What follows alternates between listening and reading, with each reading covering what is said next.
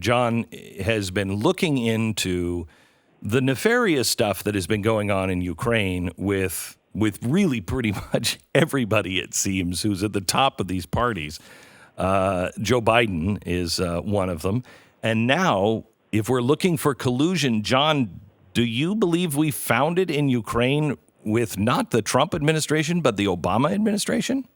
We clearly have a growing body of evidence there, Glenn. And I think if we wind back a little bit, about a month ago, I reported that Ukrainian officials acknowledged that they had released a black ledger book during the 2016 election designed to tarnish Paul Manafort's reputation. And as part of that, they admitted that their goal was to help Hillary Clinton. And the evidence is pretty clear. There's a court ruling in Ukraine that says the Ukrainian government wrongly released this document in an effort to sway the 2016 election.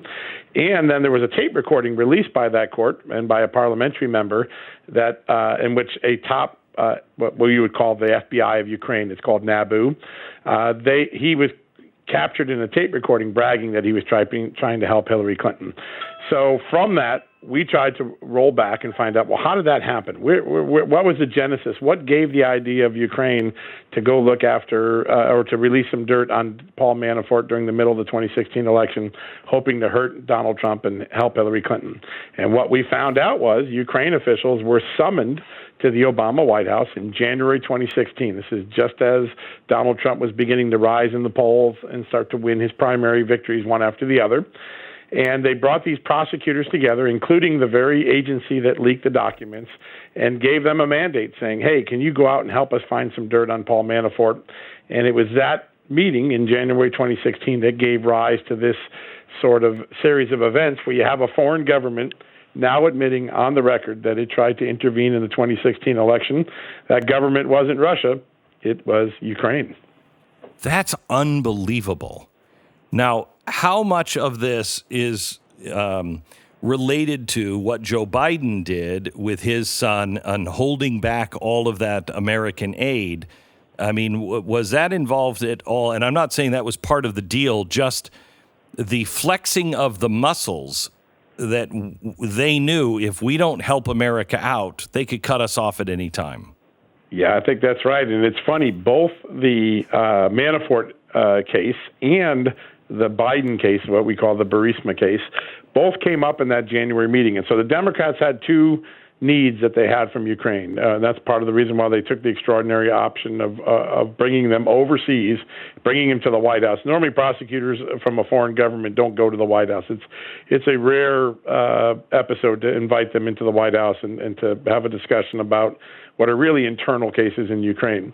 The first one is Paul Manafort, as we just described. But the second one, according to the attendees at the meeting, the Obama White House also asked, could the Ukrainian authorities step down on their own investigation of a company called Burisma Holdings? This was the company that hired Hunter Biden, Joe Biden's son, to be a board member, and from which more than $3 million was paid in consulting fees to Hunter Biden during the 2014-2015 timeframe. So the second request at the meeting was, first, help us get dirt on Paul Manafort and Donald Trump. The second request was, could you guys stand down on the Burisma investigation? And if so, the FBI will take it over. Trust us. We'll do a good job investigating it. And that didn't happen. The Ukrainians wouldn't back down. So then 2 months later, what happened? Joe Biden shows up in Ukraine and says, if you don't fire the prosecutor leading that case, I'm going to cut off your foreign aid. And, of course, he got what he wanted. So that White House meeting had a dual purpose, according to the Ukrainians. One was Biden, one was Manafort. So, John, what they were accusing Donald Trump of was accepting a phone call from the Russians saying, we have information. And the Trump, campaign said, okay, we'll meet you. Let's talk about that. Then they had no information. This is much worse because it's the Obama White House reaching out to Ukraine and saying, we need your help to find dirt on these people. That's exactly right. I mean, it's a... Holy cow. it's an overt ask as opposed to a passive receipt. So if you compare the two episodes of Trump Tower meeting, it was sort of a passive event where the Russians take the initiative, ask to come in, then don't deliver the goods. Here you have the Obama administration making an overt request of the Ukrainians, and it's not the only one.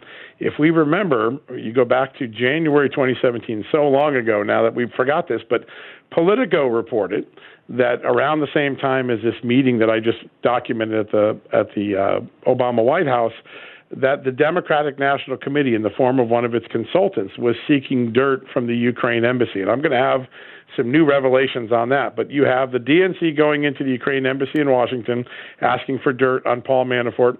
You've got the White House asking Ukrainian authorities to help them restart the case on Paul Manafort. These are not accidents, they're not coincidences. There was a concerted effort by Democrats, both in the government and in the political party system, to try to get Ukraine's help in trying to make the case that Donald Trump was an agent of Russia, which we now know isn't true. And so now you have a foreign power involved, and you have pretty clear overt asks being made by Democrats of a foreign power to help them in the election.